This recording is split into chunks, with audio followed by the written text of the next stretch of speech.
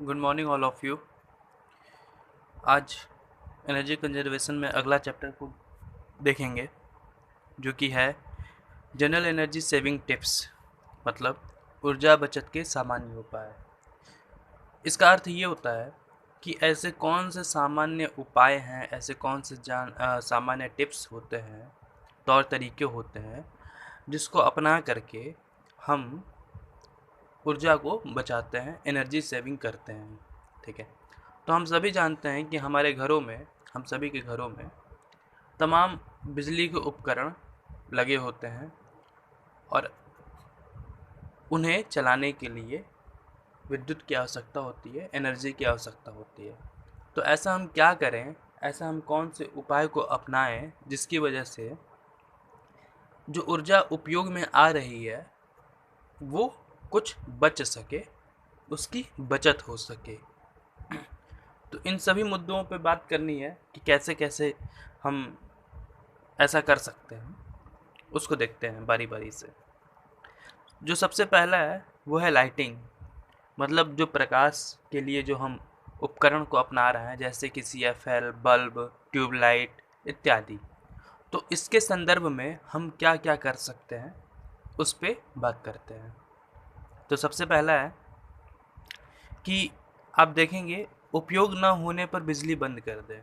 ठीक है, हम सभी जानते हैं कि यदि एक रूम में प्रकाश की आवश्यकता है तो हम स्विच ऑन करके बल्ब जलाते हैं, और जब तक हमारे उस रूम में कुछ उपयोग रहता है, कुछ उपयोगिता होती है, तब तक उसे जलाते हैं। अब उस बल्ब के जलने में विद्युत की खपत हो रही है, तो जब तक उपयोग है तब तक तो खपत होगी ही, लेकिन जब उपयोग नहीं रहेगी फिर भी अगर हम उस बल्ब को जलाए रखते हैं तो इसका मतलब ये है कि हम एनर्जी को वेस्ट कर रहे हैं। जो उस विद्युत ऊर्जा जो बल्ब में जा रही है वो वेस्ट जा रही है, बेकार जा रही है, क्योंकि हमें कुछ उपयोग तो है नहीं।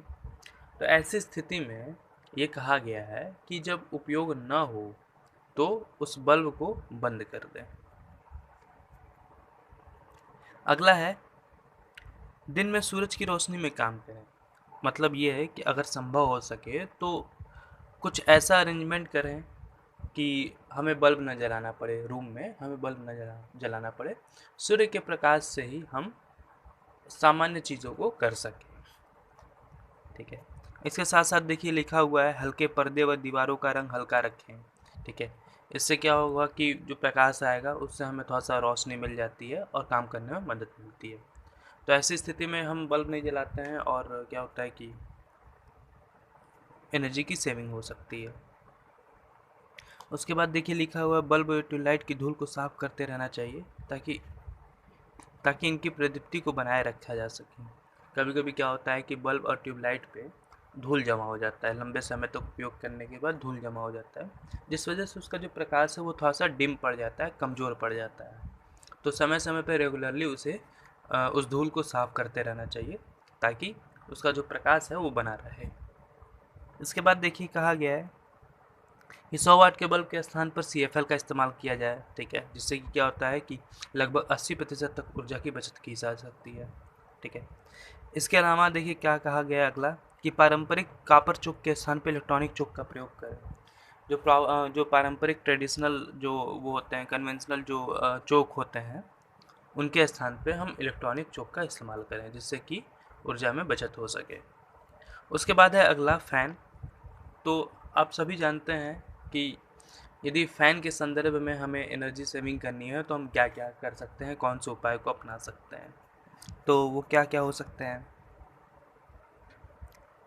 जो रेगुलेटर पुराने होते हैं उनको हटा करके इलेक्ट्रॉनिक रेगुलेटरों का इस्तेमाल किया जाए। ठीक है, इसके अलावा जो अधिक ऊंचाई अगर है छत की या रूम की, तो उस सीलिंग फ़ैन के स्थान पे एग्जॉस्ट फ़ैन का इस्तेमाल किया जाए। ठीक है, और इसके अलावा जो पंखे का ब्लेड है उस ब्लेड पे धूल जमा हो जाती है, तो जिस वजह से थोड़ा सा उसको चलाने में, मूव कराने में अधिक बिजली की आवश्यकता होती है, तो उसे रेगुलरली समय समय पर उसे साफ़ करते रहना चाहिए। इसके बाद देखिए है अगला इलेक्ट्रॉनिक आयरन। इसमें क्या कहा गया है कि इसमें ऑटोमेटिक टेम्परेचर कट ऑफ वाले आयरन का इस्तेमाल करना चाहिए। ठीक है, ऐसे प्रेस का इस्तेमाल करना चाहिए जो कि ऑटोमेटिक हो। ठीक है, तो पहले वाले जो प्रेस हुआ करते थे, आयरन हुआ करते थे, वो भारी होते थे, उसमें ऑटोमेटिक की व्यवस्था नहीं होती थी। ठीक है, हर समय हर वक्त एक ही इंटेंसिटी की एनर्जी लगती थी। ठीक है, तो समय बदलता गया, टेक्नोलॉजी एडवांस होती गई और फिर नए तरीके के प्रेस मार्केट में उपलब्ध हो गए। तो इससे क्या है कि उस नए प्रेस से हमें एनर्जी की कम खपत होती है, तो वही इस्तेमाल करना चाहिए। इसके साथ साथ देखिए क्या कहा गया है कि आयरन करने के लिए उपयुक्त रेगुलेटर की स्थिति का प्रयोग करना चाहिए। मतलब जो रेगुलेटर होना चाहिए कि सिल्क का कपड़ा है, कॉटन का कपड़ा है, कैसा कपड़ा है। ठीक है, तो उस हिसाब से उसको रेगुलेट करते रहना चाहिए ताकि जो विद्युत है वो जितनी आवश्यकता है उतनी ही खपत हो सके। इसके साथ साथ कहा गया है कि आयरन करते समय कपड़ों पर अधिक पानी न छिड़कें। कपड़ों पर अधिक पानी रहेगा तो फिर वो थोड़ा सा हानिकारक भी हो जाता है। साथ ही साथ ये है कि कपड़े पे अगर पानी अधिक है तो उसे सुखाने में जाहिर सी बात है कि प्रेस को अधिक वर्क करना पड़ेगा, तो ऐसी स्थिति में विद्युत ऊर्जा की अधिक खपत होती है। इसके साथ साथ आगे देखते हैं मिक्सचर, माइक्रोवेव और इलेक्ट्रॉनिक गैस या स्टोव। ठीक है, इसमें कुछ बातें हैं, इसको बारी बारी से देखते हैं। इसमें कहा गया है कि मिक्सर व ग्राइंडर में सूखी चीज़ों को अधिक न पीसें। ठीक है, क्यों? क्योंकि लिक्विड चीज़ें या आर्द्र चीज़ों की अपेक्षा पीसने में अधिक समय लेते हैं। ठीक है, तो मिक्सर ग्राइंडर में कोशिश करनी चाहिए कि बहुत ज़्यादा ड्राई चीज़ें या सूखी चीज़ें या कड़ी चीज़ों को न पीसा जाए। इससे क्या होता है कि मिक्सर को अधिक वर्क करना पड़ता है। ऐसी स्थिति में उसे अधिक एनर्जी की आवश्यकता पड़ती है, अधिक विद्युत ऊर्जा की आवश्यकता पड़ती है। इसके बाद देखिए कहा गया कि माइक्रोवेव कन्वेंशनल इलेक्ट्रॉनिक गैस की बजाय 50% कम ऊर्जा की खपत करते हैं। ठीक है, तो जो माइक्रोवेव कन्वेंशनल इलेक्ट्रॉनिक गैस की बजाय, मतलब इलेक्ट्रॉनिक गैस जो कन्वेंशनल पारंपरिक तौर पे जो हम गैस स्टोव का इस्तेमाल करते हैं, उसकी जगह पर माइक्रोवेव का इस्तेमाल कर रहे हैं, क्योंकि माइक्रोवेव जो होता है वो लगभग 50% कम ऊर्जा की खपत करता है। इसके बाद देखिए कहा गया कि खाद्य वस्तुओं को अधिक ना बेक करें, अधिक ना सेकें। ठीक है, ये सारी चीज़ें लिखी गई हैं। इसके साथ साथ देखिए खाद्य सामग्री को देखने के लिए ओवन का दरवाज़ा बार बार ना खोलें। यदि आप ओवन इस्तेमाल करते हैं तो खाद्य सामग्री जो फूड आइटम रखा हुआ है वो पक गया है कि नहीं पक गया है, तो इसको चेक करने के लिए बार बार आप उसे ना देखें। उसमें एक टाइमिंग होती है, तो उस प्रॉपर टाइमिंग पे आप सेट कर दीजिए और उस प्रॉपर टाइमिंग पे वो आपका बेक हो करके या पक करके तैयार हो जाएगा। उसको चेक करने के लिए बार बार उसे ना खोला जाए, क्योंकि इससे हीट लॉस हो जाता है और फिर से उसे गेन करने के लिए, उस हीट तक पहुंचने के लिए ज़्यादा एनर्जी की ज़रूरत पड़ती है जो कि अननेसेसरी होती है। इसके साथ साथ देखिए और भी कुछ कहा गया है कि समतल फ्लैट बॉटम पैन का इस्तेमाल करना चाहिए, क्योंकि जो होते हैं जो कॉइल होते हैं या फिर आप इंडक्शन इस्तेमाल कर रहे हैं, तो अगर फ्लैट बर्तन है आपके पास, पैन है, तो क्या होगा कि वो पूरा का पूरा जो सरफेस है पैन का वो उस इंडक्शन के कांटेक्ट में आएगा, जिससे कि हीट लॉस होने की संभावना नहीं रहेगी या बहुत कम होती है। इसके साथ साथ कहा गया है कि गैस के बर्नर पर खाना बनाते समय आंच यानी फ्लेम को मध्यम रखें। ठीक है, इससे काफ़ी एलपीजी संरक्षित रहती है। अगर हाई पे रखा गया है तो फिर लॉस ज़्यादा होता है, इसलिए बेहतर होता है कि हम मीडियम पे ही काम करें। इसके साथ साथ ये कहा गया है अगला कि यदि फ्लेम ब्लू निकल रही है, यानी मतलब कि अगर फ्लेम का कलर ब्लू है, नीला है, तो इसका अर्थ ये है कि आपकी जो गैस है वो एफिशिएंट तरीके से काम कर रही है। और यदि अगर पीली है, पीले कलर की है, तो इसका मतलब है कि बर्नर के साफ़ सफाई की ज़रूरत है, उस पर डस्ट वगैरह आ गए हैं या फिर कुछ फंस गया है, इस वजह से ऐसा होता है। इसके बाद देखिए कहा गया अधिकतर प्रेशर कुकर का इस्तेमाल करें। मतलब कुछ बनाना हो तो फिर प्रेशर कुकर का इस्तेमाल करें। खाना पकाते समय खाना ढक कर गर्म करें ताकि स्टीम जनरेट हो सके और खाना पक सके। फ्रिज से निकाली गई सामग्री को कमरे के तापमान के बराबर आने तक ही गर्म करें।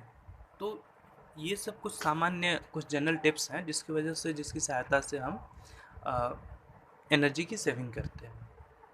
ठीक है, अगला है इलेक्ट्रॉनिक डिवाइस कंप्यूटर, मतलब TV, music system, tape recorder, computer इत्यादि को स्टैंड बाई मोड में न रखें, क्योंकि ऐसा होता है कि हम लोग सोचते हैं कि स्टैंड बाई मोड पे कर देंगे तो बिजली खपत नहीं होगी ज़्यादा, या फिर उपयोग में नहीं आ रहा है तो स्टैंड बाई मोड पे कर दें, लेकिन ऐसा नहीं होता है। ऐसा नहीं होता है। स्टैंड बाई मोड पे भी करेंगे तो आपका कंप्यूटर सिस्टम या टीवी या फिर कोई भी उतना ही बिजली ले रहा है जितना कि वो पहले लेता है। उसके बाद दूसरा है पॉइंट, यदि आप कंप्यूटर चालू रखना चाहते हैं तो मॉनिटर का कोई उपयोग ना हो तो मॉनिटर को स्विच ऑफ कर दें, क्योंकि मॉनिटर बहुत अधिक बिजली गेन करता है, लेता है। इसके अलावा हम सभी ऐसा करते हैं कि मोबाइल चार्ज करते समय जब चार्ज हो जाता है तो मोबाइल अनप्लग कर देते हैं, लेकिन ऐसा नहीं करना चाहिए। मोबाइल को अनप्लग करने के साथ साथ हमें चार्जर को भी स्विच से अलग कर देना चाहिए। ऐसा हम सभी नहीं करते हैं। कंप्यूटर स्क्रीन, अगर कंप्यूटर का कोई उपयोग ना हो, जब तक उपयोग है तब तक तो ठीक है, और अगर उपयोग नहीं है तो उसे शट डाउन कर देना चाहिए।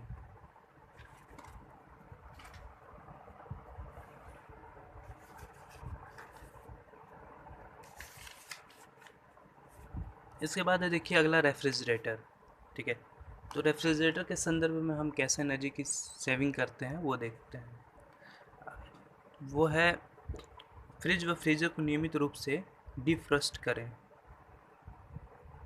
तो उसके लिए हमें रेगुलरली ऐसा करना चाहिए, क्योंकि ऐसा करने से मोटर को चालू रखने के लिए आवश्यक ऊर्जा की मात्रा में वृद्धि की जा सकती है। अगला है दीवार तथा फ्रिज के मध्य, जो अगर हम फ्रिज को कहीं रखते हैं किचन में या कहीं भी, तो ये इस बात का ध्यान रखना चाहिए कि जो दीवार है और फ्रिज है उसके बीच में जो प्रॉपर स्पेस होना चाहिए, ताकि जो एयर है, एयर का सर्कुलेशन है वो प्रॉपर तरीके से बना रहा है और ज़्यादा ही वो फ्रिज गर्म ना हो सके पीछे से। फ्रिज या फ्रीजर को अत्यधिक ठंडा ना रखें। ठीक है, फ्रिज या फ्रीजर को अधिक ठंडा ना रखें। मतलब अगर आपको लग रहा है कि हाँ फ्रीज़र या फ्रिज अब ठंडा हो चुका है तो आप उसे समय समय पे स्विच ऑफ भी कर दें। स्विच ऑफ कर देने से क्या होता है कि कुछ समय तक जो भोजन है या फूड आइटम है वो ठंडा बना रहता है और काम होता रहता है। तो उस दौरान उतने देर में क्या होता है कि हम कुछ एनर्जी की सेविंग कर सकते हैं, बजाय उसे रेगुलरली स्विच ऑन किए। अगला है कि इस बात से हम एश्योर हो जाएं, इस बात की श्योरिटी हो कि जब हम फ्रिज का दरवाज़ा बंद करें तो पूरी तरह से बंद हो जाए। ऐसा ना हो कि वो थोड़ा सा खुला रह जाए या फिर पूरी तरह से बंद ना हो पाए। तो ऐसा होता है कि अक्सर हम लोग या फिर घर में बच्चे होते हैं तो फ्रिज का कोई सामान निकाल करके फ्रिज बंद करते हैं तो दरवाज़ा पूरी तरह से बंद नहीं हो पाता है। तो इस बात को हमें चेक करना चाहिए कि फ्रिज का दरवाज़ा बंद है या नहीं है, क्योंकि अगर फ्रिज का दरवाज़ा बंद नहीं रहेगा तो जो हीट है या फिर जो अंदर का जो कूलिंग इफेक्ट है वो लॉस हो जाएगा, वो बाहर आ जाएगा। इसके साथ साथ फ्रिज के दरवाजे को बार बार नहीं खोलना चाहिए। बार बार खोलने से फिर वो कूलिंग इफेक्ट डाउन हो जाता है, हीट लॉस होता है। इसके साथ साथ फ्रिज के दरवाजे को अधिक समय तक न खुला रखना चाहिए। अत्यधिक गर्म सामग्री को सीधे फ्रिज में नहीं रखना चाहिए। अगर बहुत ज़्यादा गर्म है तो पहले उसे ठंडा कर लें, जैसे कि अमूमन हम लोग देखते हैं कि दूध गर्म करते हैं, उसके बाद उसको ठंडा करते हैं कुछ, फिर उसके बाद फ्रिज में रखते हैं। तो ये सही तरीका है। ऐसा नहीं कि बर्नर से दूध को उतार करके और सीधे फ्रिज में ही रख दें, तो फिर वो गलत है, सही नहीं है। फ्रिज पे एक असर पड़ता है, नेगेटिव इम्पैक्ट पड़ता है। इसके साथ साथ अगला है कि फ्रीज़र को हमेशा भरा रखें, इससे फ्रिज दक्षतापूर्वक काम करता है। इस बात को ध्यान में रखना चाहिए कि जो फ्रीज़र होता है उसको भरा रखें या उसमें कुछ न कुछ रखें, ताकि जो हमारा फ्रिज है वो सही तरीके से, प्रॉपर तरीके से काम कर सके, दक्षतापूर्वक काम कर सके। इसके साथ साथ अगला है कि फ्रिज में लगी कूलिंग कॉइल पर जमी धूल के कारण इसकी क्षमता घट जाती है, जिससे मीटर को बहुत अधिक कार्य करना पड़ता है। इससे विद्युत व्यय बढ़ता है। प्रत्येक घर में वार्षिक विद्युत खपत का 25% फ्रिज द्वारा खर्च होता है। इसका अर्थ यह है कि फ्रिज के पीछे जो कॉइल लगे होते हैं, कूलिंग कॉइल, उस पर धूल वगैरह जम जाती है, तो उस वजह से भी जो लॉस होता है वो कंसिडर किया जाता है। तो उसे रेगुलरली चेक करते रहना चाहिए, साफ़ सुथरा करते रहना चाहिए, ताकि जो हमारा फ्रिज है वो दक्षतापूर्वक काम कर सके। ऐसा कहा जाता है कि प्रत्येक घर में प्रति वर्ष जो विद्युत की खपत होती है उसका 25% फ्रिज के माध्यम से होती है। ठीक है। इसके साथ साथ है अगला वॉशिंग मशीन। वॉशिंग मशीन के संदर्भ में या फिर वॉशिंग मशीन इस्तेमाल करने के संदर्भ में हम कैसे एनर्जी की सेविंग करते हैं उसको देखते हैं। तो इसमें है पहला, जल के अनुकूल मात्रा का उपयोग करें। मतलब जितना जल का उपयोग है, जितनी जल की आवश्यकता हो वो वॉशिंग मशीन में उतना ही जल का इस्तेमाल करें, बहुत ज़्यादा नहीं, वरना फिर बहुत ज़्यादा जल लगेगा तो उसको सर्कुलेट करने पे, उस पर वर्क करने में वॉशिंग मशीन को अधिक काम करना पड़ेगा, और अधिक काम करने के लिए उसे अधिक बिजली की आवश्यकता पड़ती है। ऊर्जा बचाने के लिए टाइमर सुविधा का प्रयोग करें। एनर्जी सेविंग के लिए जिसमें टाइमर होते हैं, आजकल के जो वॉशिंग मशीन होता है उसमें टाइमिंग की सुविधा होती है, 10 मिनट, 15 मिनट, आधा घंटा, तो उसको हम सेट कर लें। डिटर्जेंट की उचित मात्रा का उपयोग करें। जो हम सर्फ इस्तेमाल कर रहे हैं उसकी उचित मात्रा में उपयोग करना चाहिए। अधिक गंदे कपड़ों के लिए ही गर्म पानी का उपयोग करें। मतलब अगर कपड़े बहुत ज़्यादा गर्म है तो फिर गर्म पानी का इस्तेमाल करना चाहिए। इसके साथ साथ इलेक्ट्रॉनिक ड्रायर की बजाय सूर्य के ताप में ही, अक्सर हम लोग करते हैं कि वॉशिंग मशीन में कपड़े धुल जाने के बाद ड्रायर का ही इस्तेमाल करते हैं उसी मशीन में। तो जब हमारे पास प्रॉपर धूप है, सूरज की रोशनी है, तो हम लोगों को ऐसा करना चाहिए कि कपड़े धुलने के बाद उसे धूप में डाल दें, वो ज़्यादा सही रहता है। अब अगर इमरजेंसी है तब ड्रायर का इस्तेमाल करें, अदरवाइज़ सूर्य की रोशनी में ही कपड़े को सुखाना चाहिए। ठीक है। तो ये कुछ सामान्य उपाय होते हैं जिसकी मदद से हम एनर्जी की सेविंग कर सकते हैं, कुछ हद तक बचा सकते हैं। ठीक है। इसके बाद कुछ और टॉपिक है जिसको हम अगले लेक्चर में कवर करेंगे।